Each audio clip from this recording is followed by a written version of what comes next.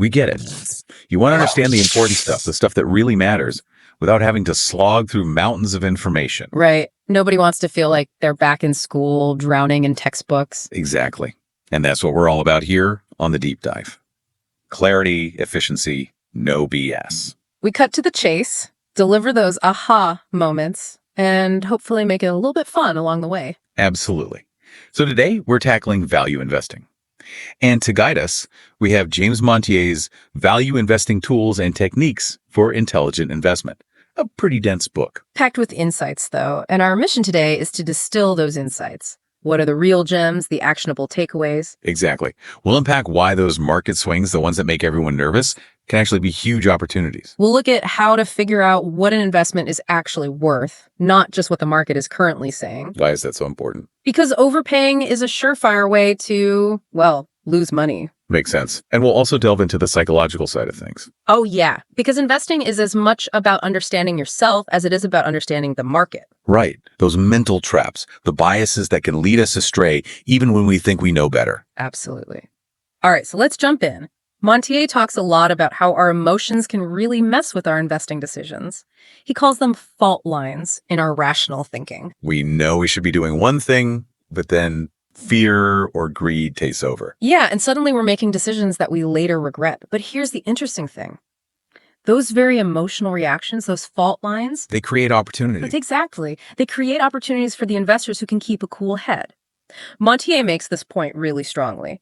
If you want to build real long-term wealth, you often have to think differently from the herd. Don't just follow the crowd. Right. It's about developing that independent mindset, seeing the potential where others just see chaos. It reminds me of that classic John Templeton quote.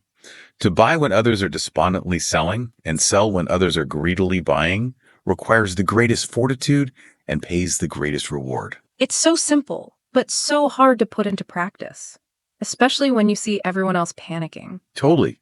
It's like, maybe they know something I don't. So how do we fight that urge? How do we make sure we're not just getting swept up in the emotion of the moment? Well, that's where this concept of intrinsic value comes in. Figuring out what an investment is truly worth, not just what the market is saying it's worth. Okay, break that down for me. How do you determine intrinsic value? It's all about assessing the fundamentals of a business, its earning power, its assets, its future prospects. Basically, you're trying to estimate how much cash that business will generate over its lifetime. So it's like valuing a house based on its rental income potential. Exactly. You're not just looking at the paint job. You're looking at the foundation, the structure, the location, all the things that determine its long-term value. Right. And then you compare that intrinsic value to the market price. And this is where the margin of safety comes in. You want to buy that asset at a significant discount to its intrinsic value. A discount, like a sale. Exactly. Think of it as your buffer, your protection against the unknowns. Because even the best investors can't predict the future perfectly. Okay, so let's say you estimate that a company is intrinsically worth $20 a share. Right. You wouldn't want to buy it for $20. You'd want to buy it for... Maybe $15 or even less. That $5 difference, that's your margin of safety. It's the cushion that protects you if your initial valuation was a bit off or if the market takes a dip. And it limits your downside risk. Exactly. It's like having a built-in shock absorber for your portfolio. It also gives you a better chance of making a good profit when the market eventually catches up to the true value. Okay, that makes sense. So we've talked about intrinsic value and margin of safety, but what about risk? Montier has a pretty interesting take on that, right? He does. He sees risk not just as market volatility, those ups and downs that we see every day. For him, the real risk is the possibility of a permanent loss of capital. Meaning your investment goes to zero. Essentially, yes. It's not about the stock going down temporarily. It's about losing your money for good. And he breaks down that risk into three main categories, what he calls the trinity of risk. Okay, hit me with the trinity. All right, so number one, we have valuation risk. That's the risk of overpaying, which we already talked about. Right, buy high, sell low, not a winning strategy. Exactly. Number two is business risk, or what Montier calls earnings risk. This is the risk that the underlying business itself deteriorates. They lose market share, their product becomes obsolete, something like that. Exactly. And this is where you really need to do your homework to understand the industry, the competitive landscape, the company's long-term prospects. So a temporary setback might be a buying opportunity, but a fundamental decline in the business is a red flag. Not it. What's the third risk? The third risk is financial risk, or balance sheet risk. This is all about looking at the company's financials.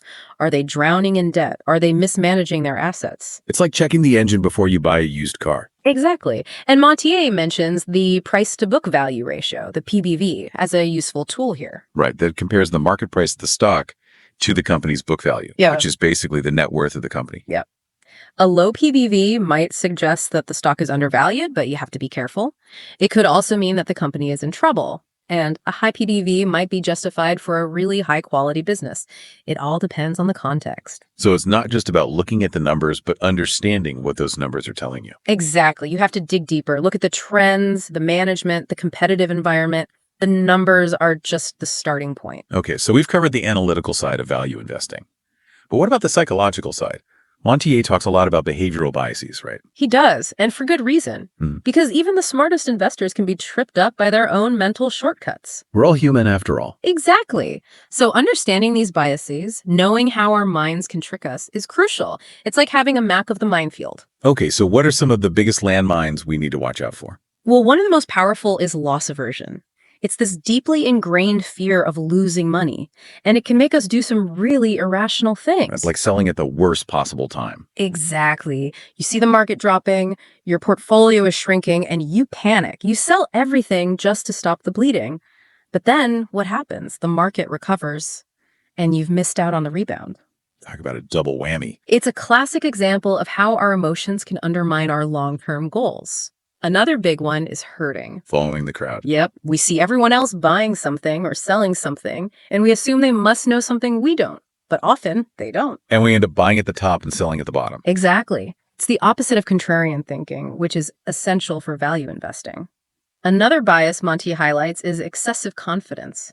We get a few wins under our belt, and suddenly we think we're invincible. And we start taking unnecessary risks. Right. We stopped doing our due diligence, we jumped into investments without really understanding them, and that's a recipe for disaster. So humility is important. Hugely important. Knowing what you don't know is just as important as knowing what you do know.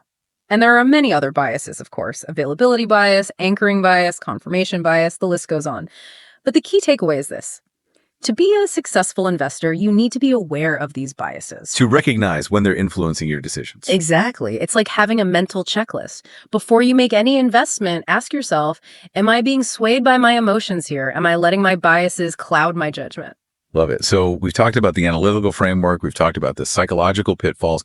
Now, how does Montier actually recommend approaching the market? What's his overall philosophy? He emphasizes 3 key principles: patience, discipline, and contrarian thinking. Let's unpack those, starting with patience. Patience is crucial in value investing because it's a long game. It's not about getting rich quick. It's about finding undervalued assets and holding them for the long haul. So you need to be able to ride out the market's ups and downs. Exactly. Montier even says that investing should be boring because if it's too exciting, you're probably doing something wrong. Boring is good. Got it. What about discipline? Discipline is all about having a process and sticking to it. Yeah. It's about doing your research, setting your criteria, and then not letting your emotions sway you.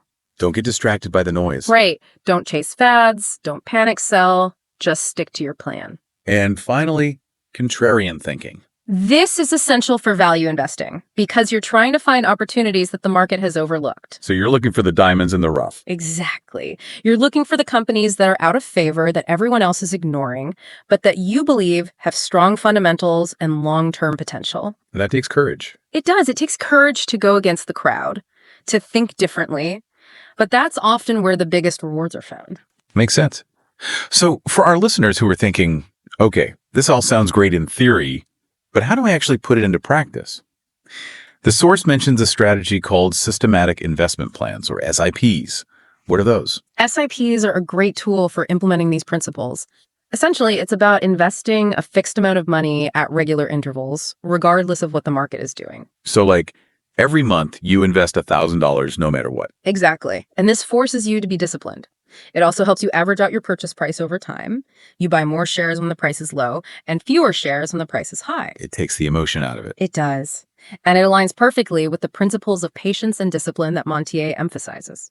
So to wrap things up for our listeners today, we've covered a lot of ground. We've talked about the power of market irrationality, the importance of intrinsic value and margin of safety. We've explored the different types of risk that value investors face and the behavioral biases that can trip us up. And we've highlighted Montier's 3 key principles for success: patience, discipline, and contrarian thinking. Powerful stuff. It is. And remember, investing is a journey, not a sprint. It's about making informed decisions, sticking to your plan, and not letting your emotions get the better of you. Great advice. So here's a final thought to leave you with. Think about the last investment decision you made. Did you carefully consider the company's intrinsic value? Did you build in a margin of safety?